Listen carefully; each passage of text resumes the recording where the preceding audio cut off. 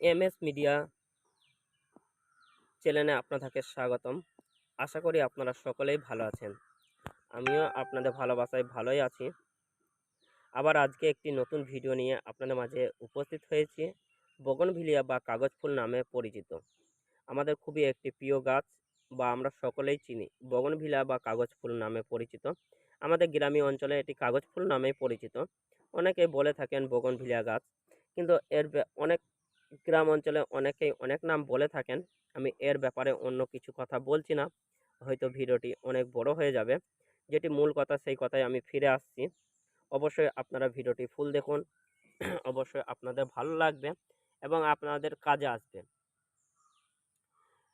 ফুলকে আমরা সকলেই ভালোবাসি এবং আমরা ফুল গাছ বাড়িতে সকলেই বপন করি বা নার্সারি থেকে নিয়ে এসে বাড়িতে রাখি।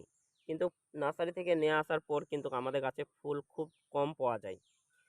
আমরা সঠিক জানি না কি পরিচর্যা করতে হবে, কখন কি পরিমাণ সার দিতে হবে, কখন কি পরিমাণ যে জল দিতে হবে, আমরা সঠিক পরিচর্যাটা আমরা জানি না। সেই জন্য আমি কিছু কিছু টিপস আপনাদেরকে বলবো। অবশ্যই আপনারা মেনে চলবেন। আপনারা যদি আমার ৩ থেকে ৪ টে টিপস আপনারা মানেন, বগনভিলিয়া গাছ নিয়ে আমি বলতে চাচ্ছি।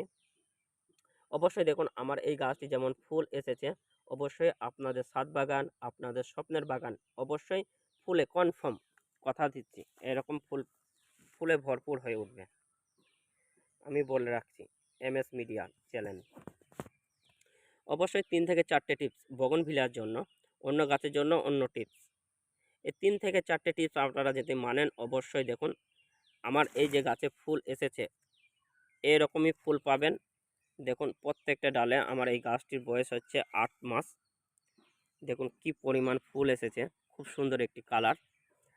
আপনারা অবশ্যই এই কালারের নামটা বলে যাবেন, কি কালার আপনারা যদি চেনে থাকেন। অবশ্যই আমার ক্যামেরা হয়তো ভালো বোঝা যাচ্ছে না এটি কি কালার হতে পারে। ১ নম্বর, বেশি নাইট্রোজেন জাতীয় খাবার দেওয়া যাবে না। ২ নম্বর, বেশি জল দেওয়া যাবে না। ৩ নম্বর, অতিরিক্ত ছিঙা জায়গায় রাখা যাবে না। ৩টে টিপস। এবার আপনারা বলতে চাইছেন কি পরিমাণ তাহলে জল দেবো। জল দেওয়ার একটা নির্দিষ্ট টাইম আছে, সেই টাইম বুঝে জল দিলে অবশ্যই আপনাদের বগনভিলিয়া গাছে এই পরিমাণে ফুল পাওয়া যাবে। এবার আমি বলে দিচ্ছি বেশি জল দিলে কি ক্ষতি হবে গাছে। বেশি জল দিলে গাছের বেশি কিছু ক্ষতি হবে না, অতিরিক্ত জল দিলে গাছে পাতা আসবে, ফুল আসবে না। ১ নম্বর কাজ, ১ নম্বর।